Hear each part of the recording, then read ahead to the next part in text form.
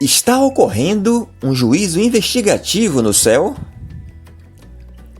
Diz Ellen White. Em 1844, assistido por anjos celestiais, nosso grande sumo sacerdote entra no lugar santíssimo e ali comparece à presença de Deus a fim de se entregar aos últimos atos de seu ministério em prol do homem, a saber, realizar a obra do juízo e de investigação e fazer expiação por todos os que se verificarem com direito aos benefícios da mesma. Quando os livros são abertos no julgamento, as vidas de todos que acreditaram em Jesus virão em revista diante de Deus, começando com aqueles que primeiro viveram sobre a terra. Cada nome é mencionado, cada caso investigado de perto. Nomes são aceitos, nomes são rejeitados. Quando qualquer pecado permanecer nos livros dos registros, não arrependidos, seus nomes serão apagados do livro da vida, e o registro de suas boas ações serão apagados do livro de lembranças de Deus. No tempo apontado para o julgamento, todo aquele que alguma vez tenha tomado sobre si o nome de Cristo deve passar por minuciosa investigação. Ambos os vivos e os mortos serão julgados por aquelas coisas que estão escritas nos livros, de acordo com suas obras. Livro O Grande Conflito, página 480, 483 e 486.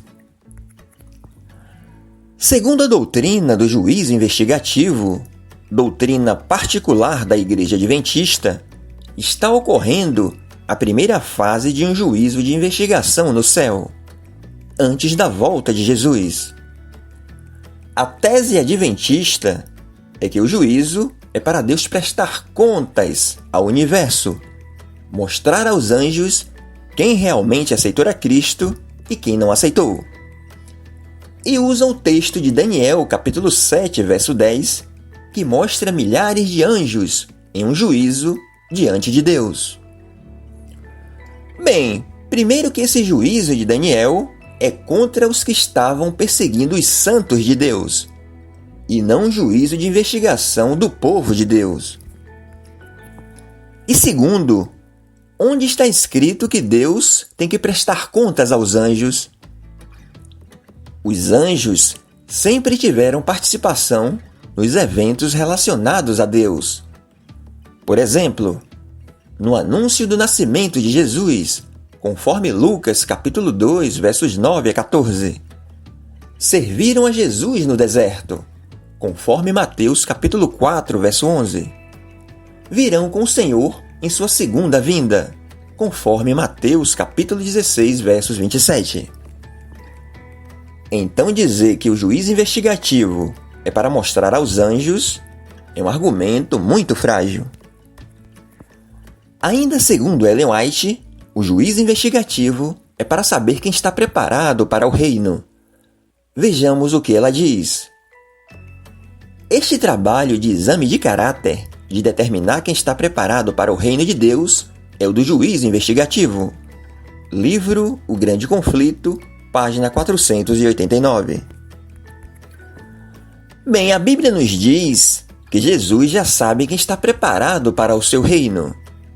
Esse é um atributo de Deus, a onisciência, ter conhecimento absoluto, pleno. Vejamos. Eu sou o bom pastor, conheço minhas ovelhas, e minhas ovelhas me conhecem. João capítulo 10, versos 14. Todavia, o fundamento de Deus fica firme, tendo este selo: o Senhor conhece os que são seus, e qualquer que profere o nome de Cristo, aparta-se da iniquidade. 2 Timóteo, capítulo 2, versos 19. Nada em toda a criação está oculto aos olhos de Deus. Tudo está descoberto e exposto diante dos olhos daquele a quem havemos de prestar contas. Hebreus, capítulo 4, versos 13. Como então Jesus está fazendo uma investigação se todas as coisas estão descobertas e expostas aos seus olhos? Crer no ensino adventista é negar a onisciência de Jesus. é o mesmo que comparar Jesus a um professor, que primeiro deve corrigir as provas dos seus alunos, para em seguida saber os que serão ou não aprovados. Esse não é o Jesus da Bíblia. Ellen White declara que primeiro são julgados o povo de Deus de todas as gerações. Vejamos.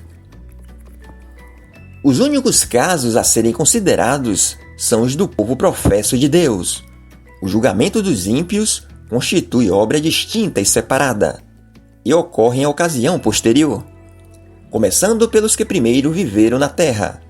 Nosso advogado apresenta os casos de cada geração sucessiva, finalizando com os vivos.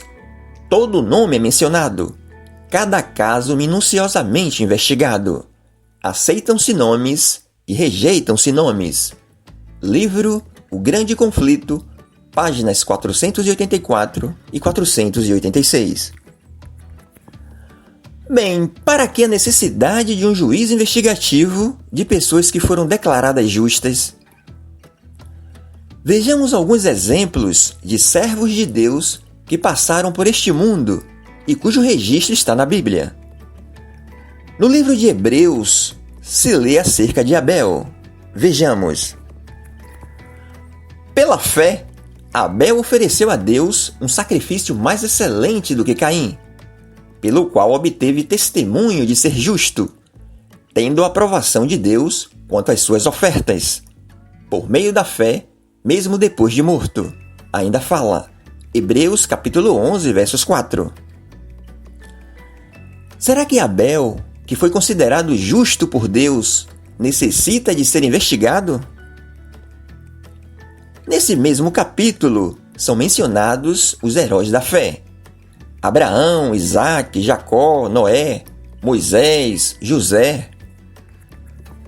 A palavra de Deus confirma que eles tinham alcançado testemunho de que agradaram a Deus.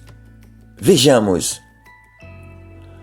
Todos estes morreram na fé, não obtiveram as promessas, mas viram-na de longe e se alegraram com elas, confessando que eram estrangeiros e peregrinos na terra. Mas agora desejam a pátria superior, isto é, celestial. Por isso, Deus não se envergonha deles, de ser chamado seu Deus, porque lhes preparou uma cidade. Hebreus capítulo 11, versos 13 e 16. Será que os heróis da fé precisam passar ainda por uma investigação? Outro exemplo, o ladrão arrependido da cruz. Jesus prometeu a ele o paraíso. Será que ele ainda necessita de uma investigação? O apóstolo Paulo falou com confiança referente ao seu futuro, dizendo: combati o bom combate, acabei a carreira, guardei a fé. Desde agora, a coroa da justiça me está guardada, a qual o Senhor, justo juiz, me dará naquele dia, e não somente a mim, mas também a todos os que amarem sua vinda. 2 Timóteo capítulo 4, versos 7 e 8. Será que Paulo ainda depende de uma investigação? E quanto aos outros apóstolos? Seus nomes estão escritos no fundamento da Nova Jerusalém.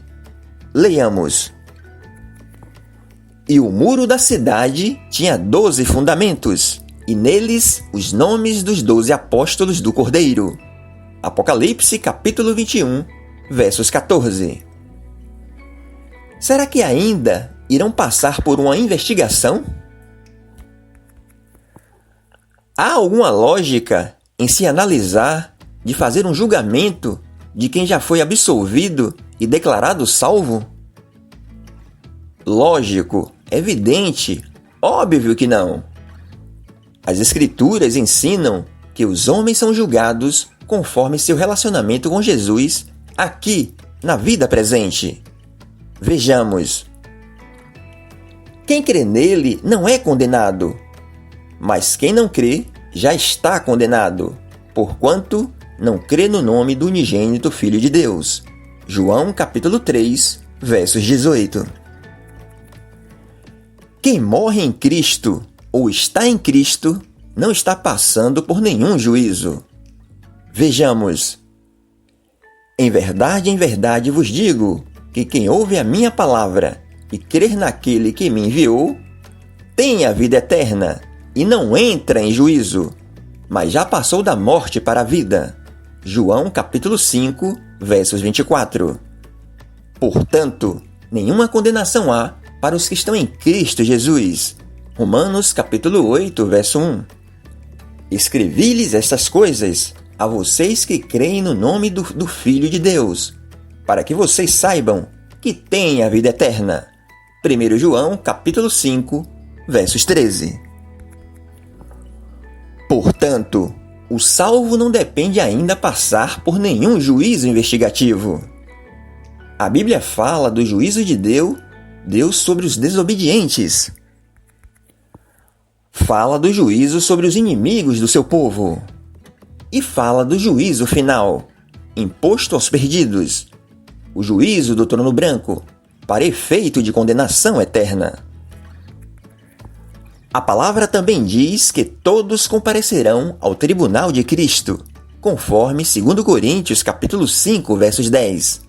No caso dos salvos, não para serem julgados, mas para receberem seus galardões, que Cristo promete dar a cada um segundo as suas obras, conforme Apocalipse capítulo 22, versos 12. Mas que existe um juízo de investigação ocorrendo no céu, nesse momento, antes da volta de Jesus, não há nada na Bíblia que apoie tal ensino. Essa doutrina é extra-bíblica. Foi montada pelos fundadores do Adventismo para justificar a falsa profecia de Guilherme Miller, que deu origem ao Adventismo.